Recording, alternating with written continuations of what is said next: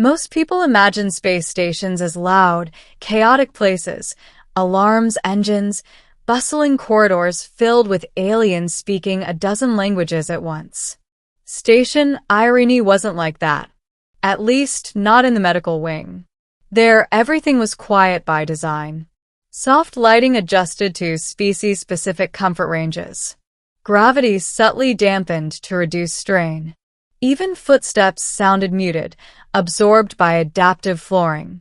Irene was a healing station, jointly funded by the Terran Union and 5 other species, meant to be neutral ground where even enemies could be treated side by side. That's why I was there. I wasn't a soldier or a diplomat. I was a human trauma systems engineer, responsible for maintaining life support interfaces that translated between wildly different biologies. When something broke, I fixed it.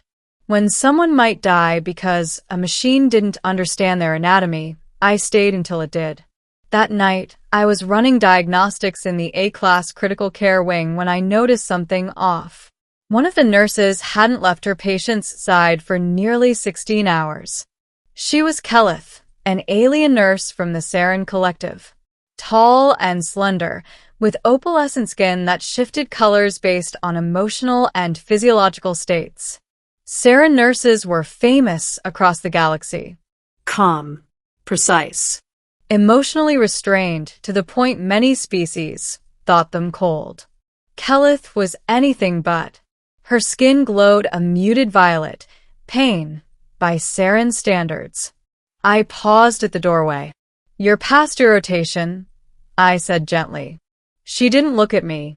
Her delicate, many-fingered hand rested on the patient's arm, a wounded traitor from a neutral species, unconscious and unstable. "I will remain," she said softly. "He should not be alone." That should have been my cue to leave. Instead, something in her voice made me stay. The middle, a long night and a human habit. By midnight, the patient stabilized. By 1 a.m., the monitors settled into a steady rhythm. By 2, Kelith's glow deepened, not from stress, but exhaustion. Saren physiology wasn't built for prolonged shifts.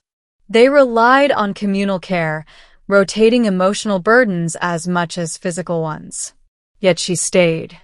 I pulled up a chair on the other side of the bed. "You know," I said quietly, "humans usually sit with people when things get bad, even when there's nothing to do." She glanced at me then, surprised. "Why?" I shrugged. "Feels wrong to leave." Her skin flickered curiosity. Hours passed. We spoke little. The station lights dimmed to simulate night cycles for species that needed them. At some point, Kelith's shoulders sagged, just slightly. Without thinking, I reached out. I took her hand. She stiffened. "I'm sorry," I said quickly. Human reflex. Comfort thing. I can let go. "No," she said. Her grip tightened, light, but deliberate. Her skin shifted to a soft blue. "You may remain," she whispered. And so we sat. 2 caregivers from different worlds, holding hands across a quiet bed, listening to the soft hum of machines that kept a stranger alive. I thought that would be the end of it. I was wrong. The whisper. What no human should hear. Around 4 a.m., Kelith leaned closer. Not to me, but to the patient. Her voice dropped to a frequency barely above silence. I wasn't meant to understand, but the translator implant in my ear, one I'd helped design, picked it up anyway. "What I am about to say," she whispered, "is forbidden." My breath caught. Saren law strictly regulated emotional disclosures. Nurses were trained never to form attachments, never to share certain truths, never to speak the last comfort aloud. She was breaking protocol, breaking law. "He will not hear me," she continued softly, "but you might." Her hand tightened around mine. "We Saren feel death before it comes," she said. Not fear, not pain, recognition, a harmony slipping out of tune. I stayed silent, afraid to interrupt. When one of us dies, she whispered, we sing them back into the whole. We do not grieve as humans do. We accept. Her skin shifted again, this time a pale silver I didn't recognize. But tonight, she said, voice trembling, I am afraid. I turned toward her fully. Kelith.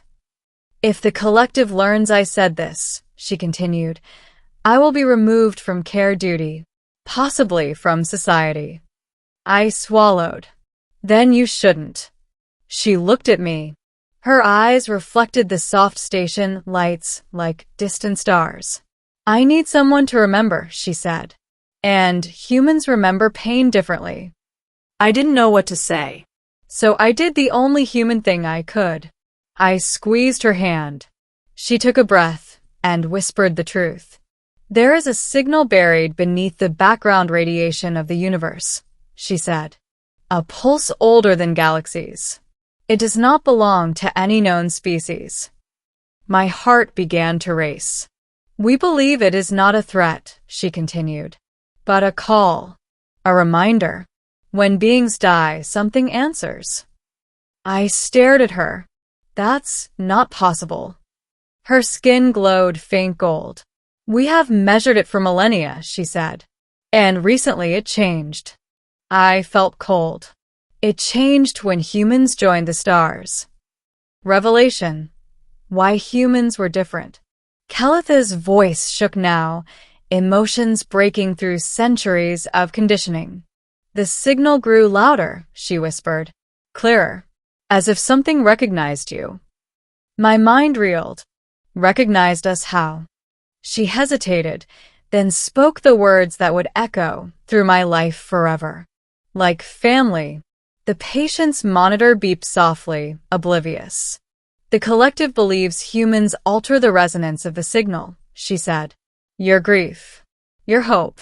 Your habit of staying with the dying even when nothing can be done. Her grip trembled. You are not louder than the universe. You are kinder. I felt tears sting my eyes. Kelith, why tell me this? Because tomorrow, she said, I will pretend this night never happened. Her skin dimmed to a neutral hue. But you will not. Conflict, a choice that could end everything. The patient survived until dawn. Kelith released my hand the moment others entered the ward. Professional. Composed. Saren perfect. I, on the other hand, barely functioned. What she told me wasn't just emotional. It was cosmological. If true, it meant humanity wasn't just another species in the galaxy. We were a variable. I reported none of it. For weeks. But the galaxy didn't wait. Sensors across multiple species began recording anomalies matching what Kelith described. A pattern. A response. Whispers of a universal structure that reacted to human presence. The Terran Union wanted answers. So did the Saren Collective. Kelith was summoned. So was I. In the council chamber, under 1,000 watching eyes, the question was simple. Did you hear the whisper? I looked at Kelith. She met my gaze, steady, trusting. I could deny it, save her, bury the truth. Or I could do what humans always did. Show up. Yes, I said. I heard it. The chamber erupted. Kelith inhaled sharply, but didn't look away. Ending. Humanity's new role. The truth changed everything. Not overnight. Not without fear. But gradually, the galaxy understood. Humans didn't conquer death. Didn't command the universe. We listened. We stayed. We held hands through the night when others turned away. The signal, the whisper, wasn't a weapon or a god. It was a resonance of connection.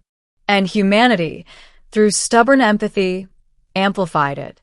Kelith wasn't punished. Instead, she became a bridge between Saren restraint and human openness. As for me, I returned to Station Irene, this time officially assigned to the Quiet Wing.